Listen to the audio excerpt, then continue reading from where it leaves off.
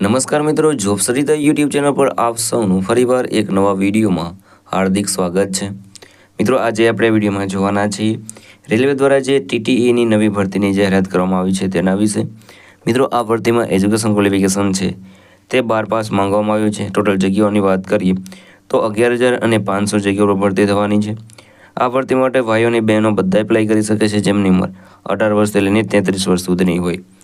તો મિત્રો, આજે આપણે વિડીયોમાં જોવાના છીએ રેલવે દ્વારા જે નવી ભરતીની જાહેરાત કરવામાં આવી છે તેની સંપૂર્ણ માહિતી। જો તમને આ વિડીયો પસંદ આવે તો વિડીયો લાઈક કરજો, શેર કરજો અને આ ચેનલ પર પહેલી વખત આવ્યા હોય તો ચેનલ સબસ્ક્રાઈબ કરી લેજો જેથી આવનાર નવા વિડીયોની માહિતી આપ સુધી પહોંચી શકે। તો હવે આપણે જઈશું રેલવે દ્વારા જે ટીટીઈની નવી ભરતીની જાહેરાત કરવામાં આવી છે તેની માહિતી પર અને સંપૂર્ણ માહિતી મેળવીએ।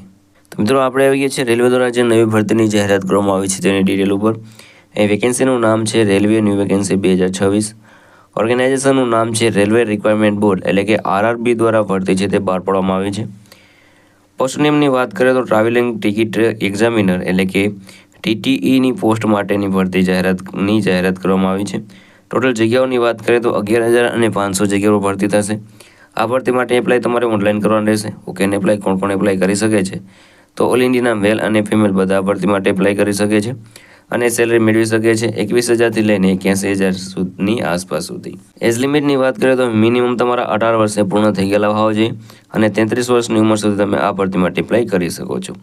એપ્લિકેશન ફીની વાત કરીએ તો જનરલ અને ઓબીસી માટે 500 રૂપિયા ફી ભરવાની રહેશે, જ્યારે એસસી, એસટી અને પીડબ્લ્યુડી માટે 250 રૂપિયા ફી ભરવાની રહેશે। પેમેન્ટ મોડ છે તે ઓનલાઈન છે। તમે ક્રેડિટ કાર્ડ, ડેબિટ કાર્ડ અથવા તો નેટ બેન્કિંગ દ્વારા આ એપ્લિકેશન ફી છે તે ભરી શકો છો।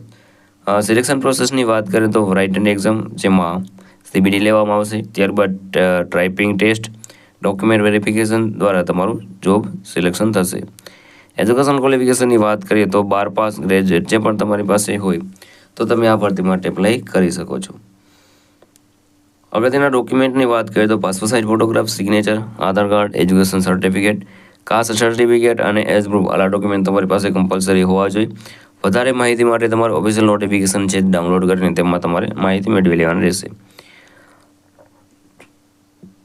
હવે વાત કરીએ તમે આ ભરતી માટે કેવી રીતે એપ્લાય કરી શકો છો તો મિત્રો, વિડીયોના ડિસ્ક્રિપ્શનમાં તમને એક લિંક મળી જશે, તેના પર ક્લિક કરશો એટલે તમે જે આરઆરબીની ઓફિશિયલ વેબસાઇટ છે ત્યાં પહોંચી જશો, અથવા તો તમે ગૂગલ દ્વારા પણ તમે આરઆરબીની ઓફિશિયલ વેબસાઇટ ઉપર પહોંચી શકો છો। ત્યાં તમારે વેકેન્સી સિલેક્ટ કરીને તેમાં તમારી પર્સનલ ડિટેલ અને એજ્યુકેશન ડિટેલ છે તે ફિલ કરી દેવાની રહેશે। ત્યારબાદ જે પણ ડોક્યુમેન્ટ રિક્વાયર્ડ છે બધા અપલોડ કરી દેવાના રહેશે, ફોર્મ સબમિટ કરી દેવાનું રહેશે। ત્યારબાદ ફી ભરીને તમારું જે ફોર્મ છે તે કન્ફર્મ કરવાનું રહેશે। અગત્યની લિંકની વાત કરીએ તો જ્યારે પણ આ ભરતીનું ઓફિશિયલ નોટિફિકેશનની જાહેરાત કરવામાં આવશે ત્યારે તમને આ વિડીયોના ડિસ્ક્રિપ્શનમાં અથવા તો નવા વિડીયો દ્વારા તમને જાણ કરવામાં આવશે।